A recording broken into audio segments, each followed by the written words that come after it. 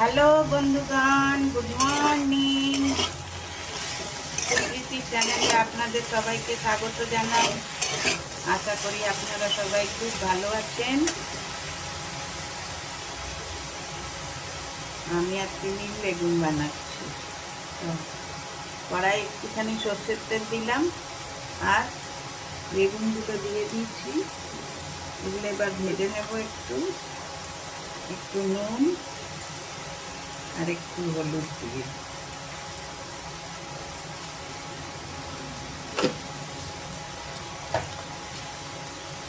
এই সিজনে নিম পাতাটা খাওয়া খুব ভালো।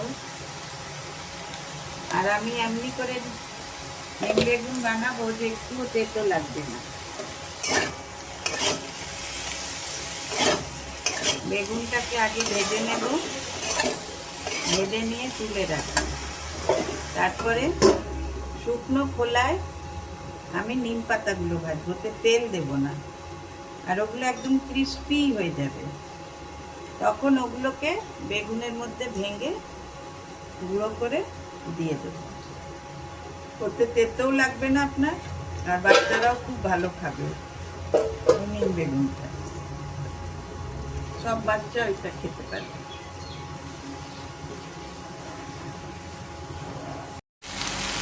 দেখুন বন্ধুগণ, বেগুনগুলো আমার সুন্দর ভাজা ভাজা হয়ে গেছে। এটাকে আমি একটা প্লেটে তুলে রাখি।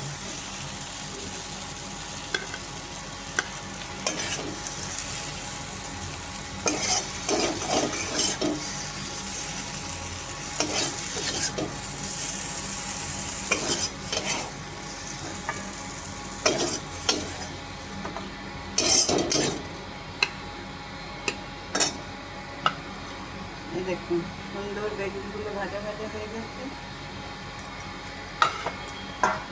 এবার কড়াইয়ে আমি আবার সর্ষের তেল দেব।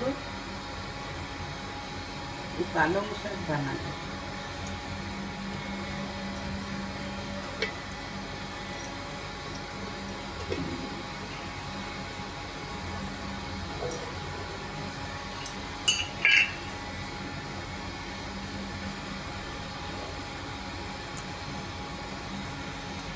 একটু রিফাইন তেলও দিলাম।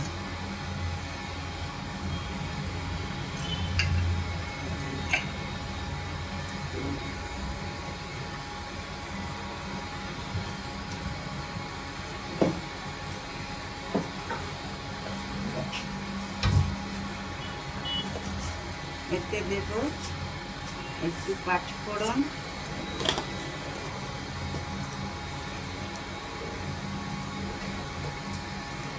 শুকনো লঙ্কা, একটা তেজপাতা।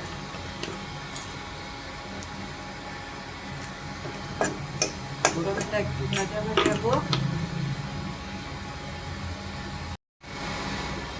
এখানে দেখুন আমি সবজি কেটে রেখেছি।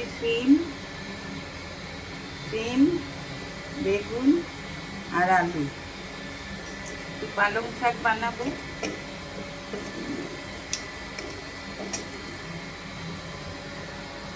কড়াই পাঁচফোড়ন, শুকনো লঙ্কা, তেজপাতা ফোড়ন দিয়ে দিচ্ছি। এবারে সবজিগুলো একটু ভালো করে ভেজে নেব।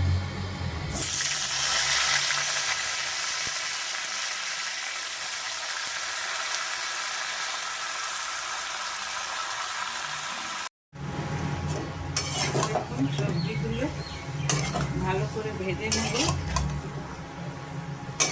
পালং শাকের তরকারিতে সেরকম কোনো মশলা দিই না।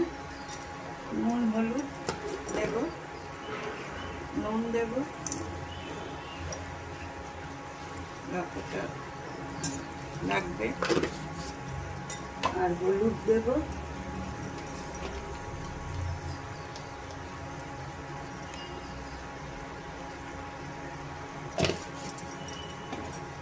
হালকা একটু লঙ্কা গুঁড়ো দেব।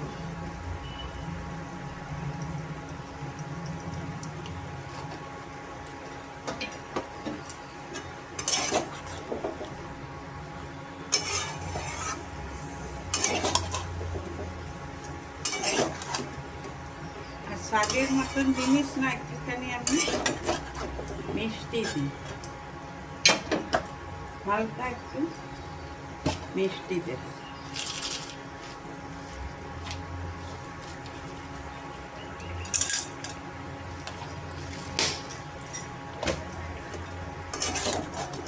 এবার এটা ভাজা ভাজা হোক।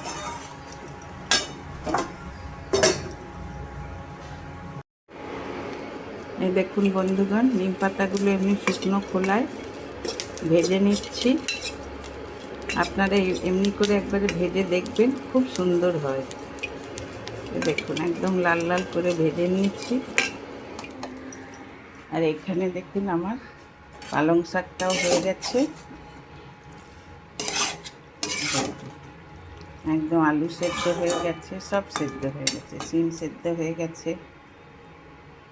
আমার চ্যানেলটা যদি আপনাদের ভালো লেগে থাকে তাহলে অবশ্যই একটা লাইক, শেয়ার আর সাবস্ক্রাইব করে দেবেন। Thank you, by.